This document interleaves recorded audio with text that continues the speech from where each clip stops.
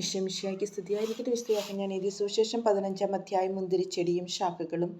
ഞാൻ സാക്ഷാൽ മുന്തിരിച്ചെടിയും എൻ്റെ പിതാവ് കൃഷിക്കാരനുമാണ്.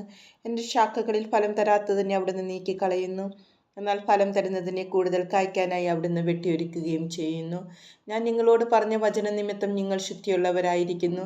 നിങ്ങൾ എന്നിൽ വസിക്കുവിൻ, ഞാൻ നിങ്ങളിലും വസിക്കും. മുന്തിരിച്ചെടിയിൽ നിൽക്കാതെ ശാഖയ്ക്ക് സ്വയമേവ ഫലം പുറപ്പെടുവിക്കാൻ സാധിക്കാത്തതുപോലെ എന്നിൽ വസിക്കുന്നില്ലെങ്കിൽ നിങ്ങൾക്ക് സാധിക്കുകയില്ല. ഞാൻ മുന്തിരിച്ചെടിയും നിങ്ങൾ ശാഖകളുമാണ്. ആരെന്നിലും ഞാൻ അവനിലും വസിക്കുന്നുവോ അവനേറെ ഫലം പുറപ്പെടുവിക്കുന്നു. എന്നെ കൂടാതെ നിങ്ങൾക്കൊന്നും ചെയ്യുവാൻ കഴിയുകയില്ല.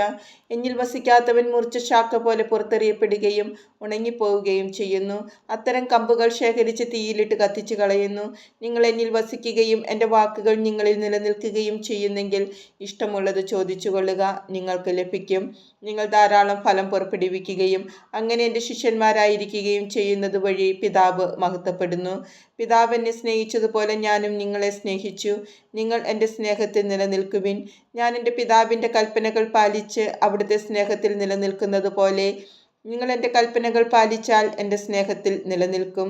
ഇത് ഞാൻ നിങ്ങളോട് പറഞ്ഞത് എൻ്റെ സന്തോഷം നിങ്ങളിൽ കുടികൊള്ളാനും നിങ്ങളുടെ സന്തോഷം പൂർണ്ണമാകാനും വേണ്ടിയാണ്.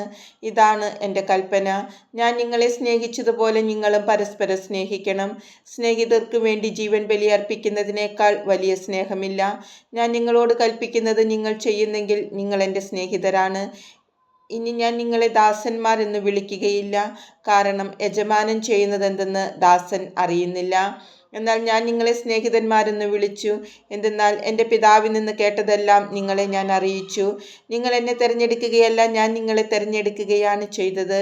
നിങ്ങൾ പോയി ഫലം പുറപ്പെടുവിക്കുന്നതിനും നിങ്ങളുടെ ഫലം നിലനിൽക്കുന്നതിനും വേണ്ടി ഞാൻ നിങ്ങളെ നിയോഗിച്ചിരിക്കുന്നു.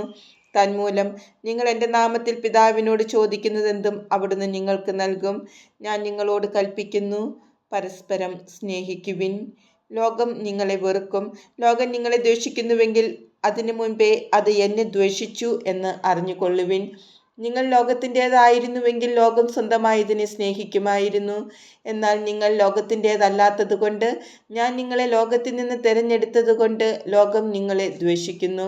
ദാസൻ യജമാനനേക്കാൾ വലിയവനല്ല എന്ന് ഞാൻ നിങ്ങളോട് പറഞ്ഞ വചനം ഓർമ്മിക്കുവിൻ. അവർ എന്നെ പീഡിപ്പിച്ചുവെങ്കിൽ നിങ്ങളെയും പീഡിപ്പിക്കും. അവർ എൻ്റെ വചനം പാലിച്ചുവെങ്കിൽ നിങ്ങളുടേതും പാലിക്കും. എന്നാൽ എൻ്റെ നാമം മൂലം അവർ ഇതെല്ലാം നിങ്ങളോട് ചെയ്യും, കാരണം എന്നെ അയച്ചവനെ അവർ അറിയുന്നില്ല. ഞാൻ വന്ന് അവരോട് സംസാരിച്ചിരുന്നില്ലെങ്കിൽ അവർക്ക് പാപം ഉണ്ടാകുമായിരുന്നില്ല. എന്നാൽ ഇപ്പോൾ അവരുടെ പാപത്തെക്കുറിച്ച് അവർക്ക് ഒരു കഴിവില്ല. എന്നെ ദ്വേഷിക്കുന്നവൻ എൻ്റെ പിതാവിനെയും ദ്വേഷിക്കുന്നു. മറ്റാരും ചെയ്തിട്ടില്ലാത്ത പ്രവൃത്തികൾ ഞാൻ അവരുടെ ഇടയിൽ ചെയ്തില്ലായിരുന്നുവെങ്കിൽ അവർക്ക് പാപമുണ്ടാകുമായിരുന്നില്ല. എന്നാൽ ഇപ്പോൾ അവർ എന്നെയും എൻ്റെ പിതാവിനെയും കാണുകയും ദ്വേഷിക്കുകയും ചെയ്തിരിക്കുന്നു. അവർ കാരണം കൂടാതെ എന്നെ വെറുത്തു എന്ന് അവരുടെ നിയമത്തിൽ എഴുതപ്പെട്ടിരിക്കുന്ന വചനം പൂർത്തിയാകാനാണ് ഇത് സംഭവിച്ചത്.